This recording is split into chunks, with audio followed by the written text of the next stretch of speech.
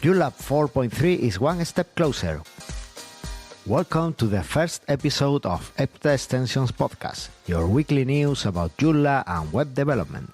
This podcast is sponsored by EPTA Technologies, your trusted partner for your web projects. Looking to take your projects to the next level? Look no further. In EPTA Technologies, we will make your projects come true.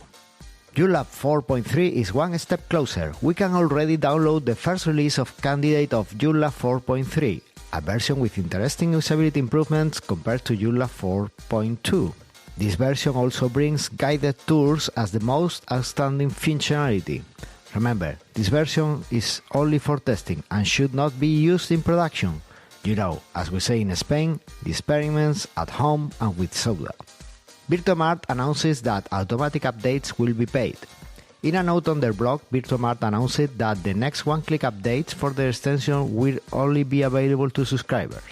In any case, they will make the updates available through their SVN repository, and they will also publish a guide or a tutorial explaining the process of updating Virtuomart so that anyone with enough time and desire can update to the latest versions.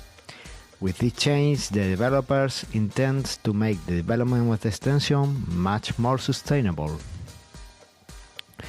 We also read these publications this week. From Nordnext, they brought us a guide to hide the administration URL in Joomla, very useful for security purposes. The March issue of the Joomla magazine has been published. This time, it comes with an article I brought on how to develop web applications with Joomla. Really, you cannot miss it out. DJ Extensions has published the second part of their biased article about the best extension for Joomla 4. A bit of a spoiler here. They are all their own. We got the notice of a Scala hosting article about the best B2B extensions for Joomla. In Mastermind Web Podcast, we made an episode where we talk about e-commerce with Joomla and we listed most of these extensions.